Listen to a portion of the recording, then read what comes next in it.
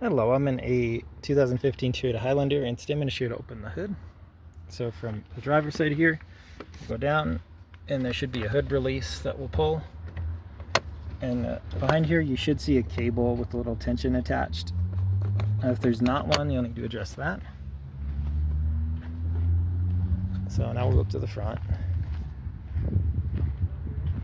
And towards the middle, you should see a little release lever or feel one. So here we're going to pinch and lift. So pinch and lift. And then I'm going to take that little arm there and pop it up. Sorry for the camera angle. Okay, so that's how that looks up.